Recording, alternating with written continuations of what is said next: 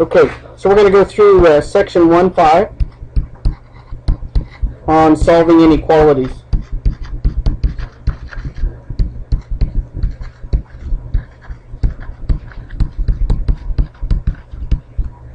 Okay, on the inequalities, they're talking, instead of an equation with an equal sign, they're talking inequalities with less than, greater than, less than or equal to, greater than or equal to. Okay, so hopefully this is some review of your Algebra 1. In a true statement,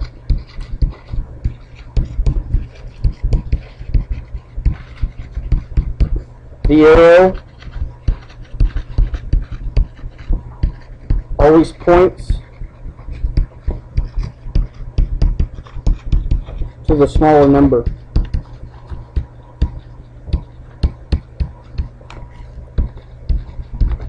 Okay, in a true statement, the arrow always points to the smaller number. What that means, as an example, if I said negative 15 is less than negative 3. In a true statement, it always points to the smaller number. And think about a number line. If you were on a number line, say this was 0, negative 3, and negative 15 would be out here. So that is a true statement. Negative 15 is on the left of negative 3. Okay? If I said negative 5 is greater than negative 20. Okay? In a true statement, the arrow points to the smaller number. Negative 20 would be on the left of negative 5. So that's a true statement. But you read it, negative 5 is greater than a negative 20. And then if we have like 10, you read that 10 is greater than 3. Okay? Hopefully you've all seen those symbols before. And then the only difference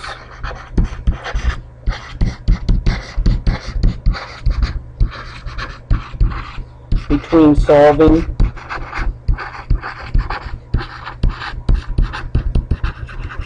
an equation,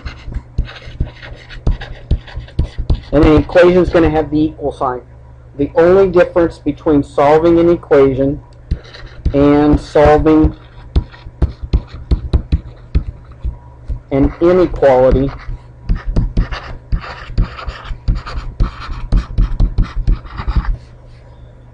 is when you multiply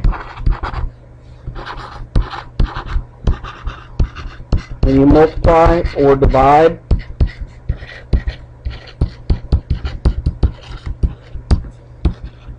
by a negative, basically I'm talking a negative number, then reverse the arrow.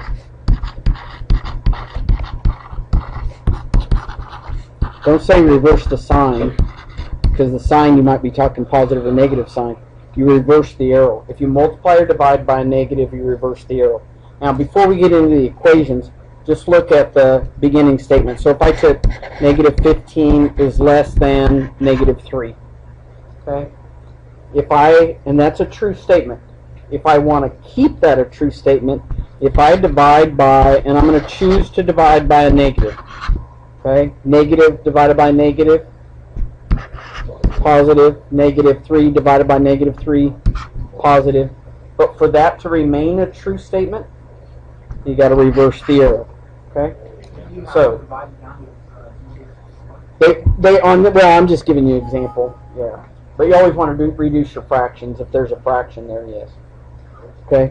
So if you have a negative divided by negative, if this number that you're dividing by is negative, now if I divided by a positive, I'm okay. I don't have to reverse the arrow.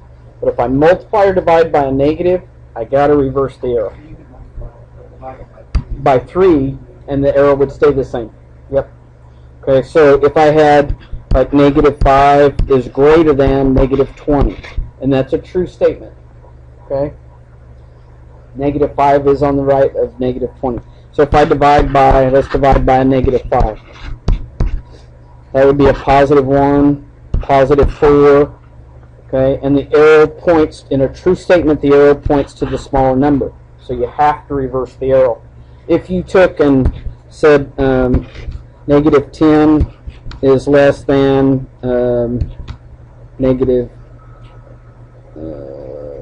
5. Right? Negative 10 is on the left of negative 5.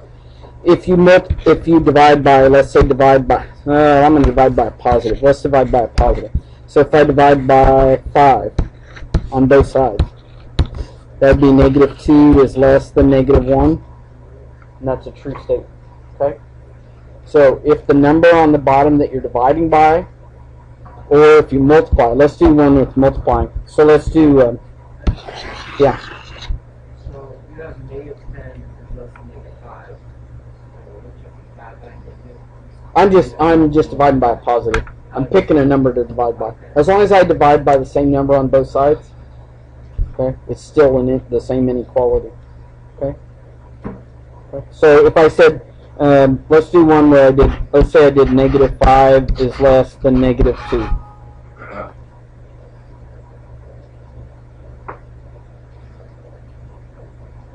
Don't show this again. Okay, so if I start with a true statement, negative 5 is less than negative 2. Okay? Now multiply by a negative. And I'm going to choose to multiply by, I can choose anything to multiply by. Let's say I'm going to choose to multiply by negative 3 on both sides. Okay, so negative 3 times negative 5, 15. Negative 2 times a negative 3, 6. For that to remain a true statement, you got to reverse the arrow. So if you multiply by a negative on both sides, you have to reverse the arrow. Okay? You multiply. That's the only difference between solving an equation and solving an inequality. If you multiply or divide by a negative. Now, if I multiply by a positive on both sides, I don't have to reverse the arrow. If I divide by a positive on both sides, like I did up here, like I did up there, I don't have to. The arrow stayed the same. If you multiply or divide by a positive, the arrow stays the same. Okay, with that, with just working with numbers, now let's actually go into the equations. Okay, so the directions will just say solve. And we're also going to graph these on a number line.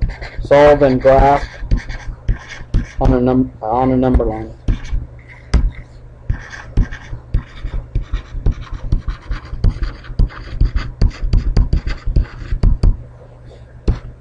So let's say the equation is 4y minus 3 is less than 5y plus 2.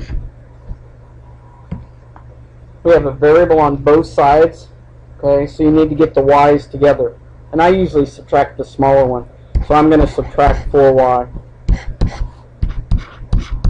And I want to see that step for a while. Bring down the negative 3 is less than, this would just be 1y or y plus 2.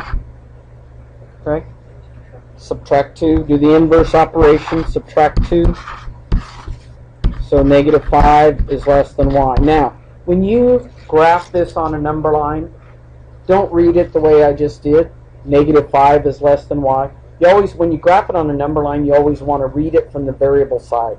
So read it y is greater than negative 5. That makes the graphing so much easier. Okay, so, and we're going to show the actual graphs above the number line. And if this is a less than or greater than symbol, it's an open circle on the number line. If it's less than or equal to, greater than or equal to, it's a solid point. Right?